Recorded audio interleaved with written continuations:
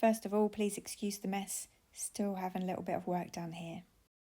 For now I am just concentrating on the flower bed on the left. You may have seen this drawing in my other videos. Here is a more detailed look at my plan. I considered plants that have grown here before, plants for height, plants for winter, and plants limited by their colour. I chose to use only white or green plants. To help visualise how the plants will fit, I drew out a to scale rectangle of the bed. I then drew in circles according to the spread of the plant. I did draw this before I read how big the one of the cornices can get. Then I made another scale drawing, more like a bar graph. It shows the height and spread together. I possibly could do a 3D picture, but this is enough for the time being. Over the last few weeks I have been collecting plants and have placed them on the flower bed where I think I might put them. Here's a bit more information about the plants I've chosen. Starting with the cornus. I've had a pink-stemmed cornus growing here for a few years, so I decided to research green-stemmed varieties.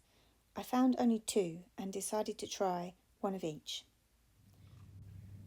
This is the Flavoraria golden twig. The information on this plant says it can grow up to 2.5 metres tall and 4 metres wide. It will take a few years to get to that size, and I'm hoping to restrict it by pruning. The other variety is white gold.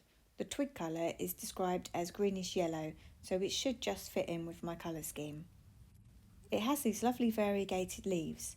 The size is height and spread up to 2.5 metres, again hoping to restrict this width by pruning. Next, the witch hazel.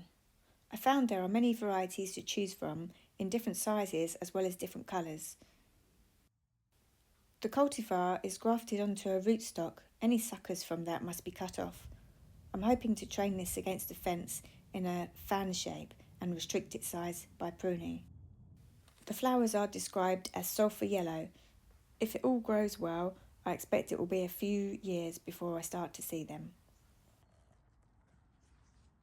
For the hydrangea, I was drawn to the paniculata with the white cone-shaped flowers. Researching them, I found there are many different sized plants, even some small dwarf varieties that can be grown in a pot. I also found a lot of the white flowers turn pink at some stage. I chose this one, Magical Moonlight, which grows to 2 metres. The flowers are green and then white. There is no pink in this variety. I've included a couple of ferns to try and keep some foliage in the darker autumn and winter days.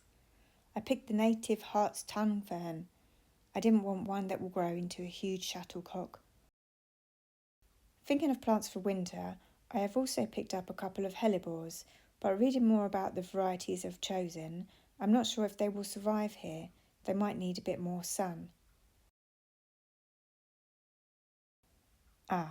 That flower's already been half eaten. If they begin to look poorly, I will have to move them to the front garden. The sunflowers, foxglove and hollyhock have all grown well here before. I had a blue sea holly last year, which did well in the sunny spot on the right side of the bed.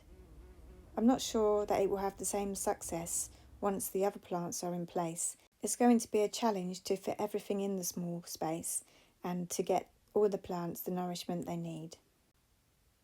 The forecast is wet weather for the next few days.